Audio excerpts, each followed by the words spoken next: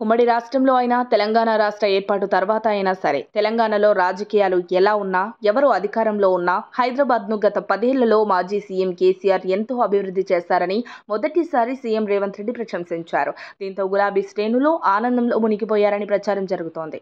కేసీఆర్కు ముందున్న ముఖ్యమంత్రులు చంద్రబాబు, వైఎస్ రాజశేఖర రెడ్డిలు సైతం హైదరాబాద్ను అభివృద్ధి చేశారని ముఖ్యమంత్రి రేవంత్ కొనియాడారు. గత పాలకులు తీసుకున్న మంచి నిర్ణయాలను తాము కొనసాగిస్తామని చెప్పారు. గచ్చిబౌలిలోని హోటల్ వెస్టిన్లో బుధవారం సీఐఐ తెలంగాణ ఆధ్వర్యంలో విద్యా నైపుణ్యాభివృద్ధి, వ్యవస్థాపక అవకాశాలు అంశంపై నిర్వహించిన సదస్సులో సీఎం రేవంత్ ప్రసంగించారు. ఎన్నికలయ్యాక తాము రాజకీయాలు చేయడం లేదని, ప్రస్తుతం తాము అభివృద్ధిపైనే దృష్టి సారించామని అన్నారు.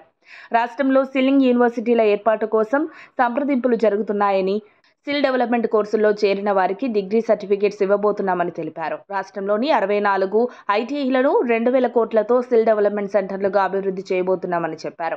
పారిశ్రామిక ఉత్పత్తులను ఎగుమతి చేసేందుకు రాష్ట్రంలో డ్రై పోర్ట్ ఏర్పాటు చేస్తామని ప్రకటించారు. గతంలో కొందరు ఔటర్ రింగ్ రోడ్ అవసరం లేదన్నారని, ఇప్పుడది హైదరాబాద్కు లైఫ్ లైన్గా మారిందని సీఎం రేవంత్ అన్నారు.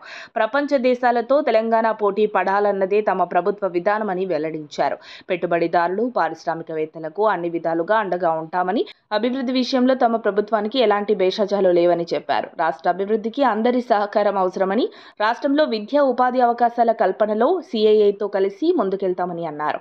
రాష్ట్ర అభివృద్ధి కోసం ఇతర పార్టీ నేతలు కూడా కాంగ్రెస్ ప్రభుత్వానికి సహకరించాలని సీఎం రేవంత్ పిలుపునిచ్చారు. మరిన్ని అప్డేట్స్ కోసం మా కాయ్ టీవీని సబ్స్క్రైబ్ చేసుకోండి.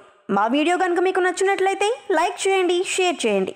మీ విలువైన అభిప్రాయాలను కామెంట్ బాక్స్లో తెలియజేయండి.